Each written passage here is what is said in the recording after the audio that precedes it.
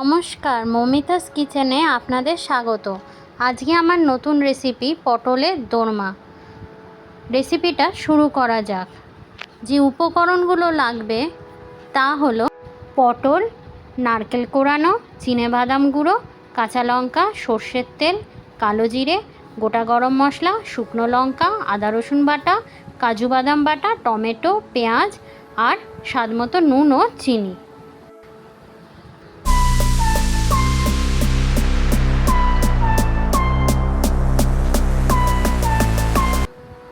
প্রথমে আমি পটলগুলোকে ভেজে তুলে রেখেছি। তারপরে যে তেলে পটলটা ভেজেছি ওই তেলের ভেতরই আরেকটুখানি আমি তেল দিয়ে নিলাম। তারপরে তেলটা একটু গরম হতে তারপরে তার ভেতরে দিলাম একটু কালো জিরে।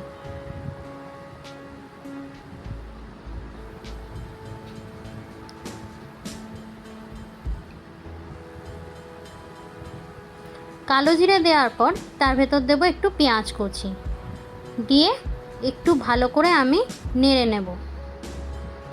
পেঁয়াজটা একটু ভাজা ভাজা হতে তারপরে দেব পটলের ভেতরের দানাগুলো।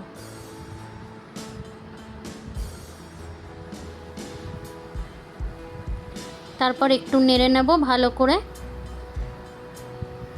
নাড়া হয়ে গেলে তার ভেতরে দেব আমি নারকেল কুড়ানো আর কাঁচা লঙ্কা একসাথে বেটে যেটা রেখেছিলাম, সেই নারকেল কোড়ানো আর কাঁচা লঙ্কা বাটাটা আমি একবারে দিয়ে দেব।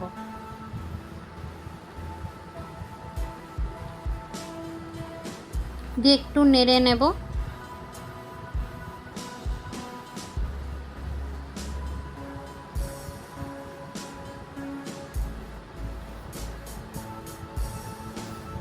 তারপরে দেব আমি চিনেবাদাম গুঁড়ো দিয়ে ভালো করে আমি নেড়ে নেব।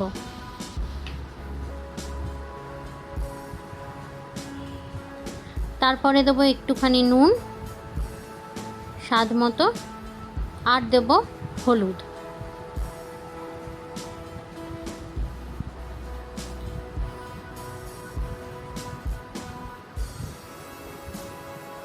দিয়ে আবার একটু নেড়ে নেব।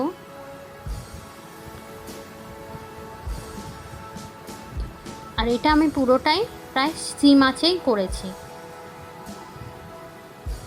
তারপরে দেবো একটু চিনি,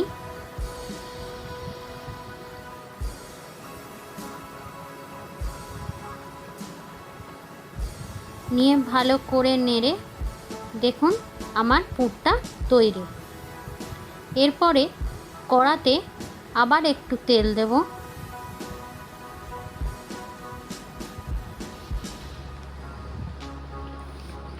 তেল দিয়ে আবার একটু কালো জিরে ফোড়ন দেব।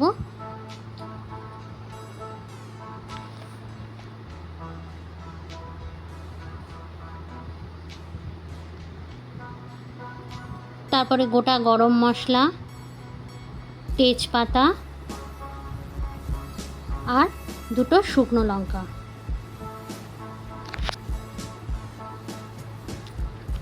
নিয়ে তেলটা একটু গরম মশলাটা একটু নেড়ে নেব। তারপরে দেব টমেটো আর পেঁয়াজ বাটা। টমেটো পেঁয়াজ বাটাটা দেওয়ার পরে ভালো করে নেড়ে একটুখানি দিয়ে দেব আদা রসুন বাটা, 3 চামচ মতো আদা রসুন বাটা দিয়ে ভালো করে এটা কষাতে হবে। তার ভেতর দেব একটু নুন স্বাদ মতো, হলুদ,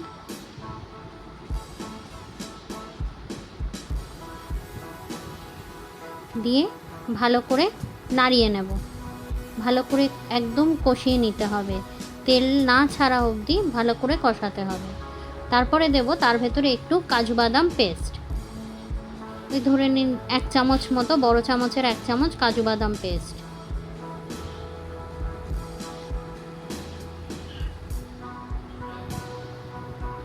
দিয়ে আবার কষাতে হবে।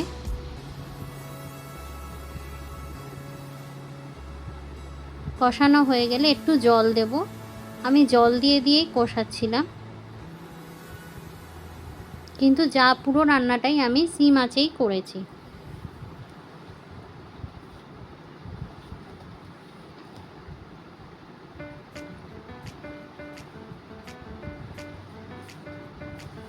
কষানো হয়ে গেলে জল দিয়ে দেব, দিয়ে একটু ফুটতে দেব।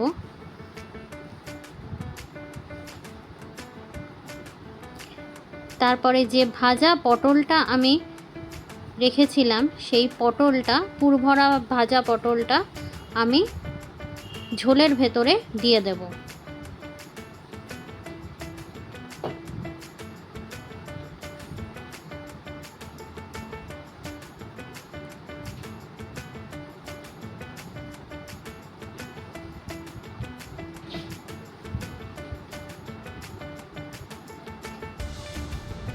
এবার ভালো করে ওটা ফুটবে।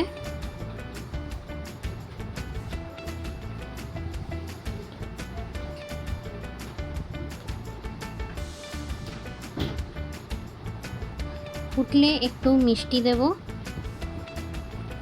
মিষ্টি দেওয়া হয়ে গেলে, ফুটে উঠলে আমার পটলের দোরমা রেডি।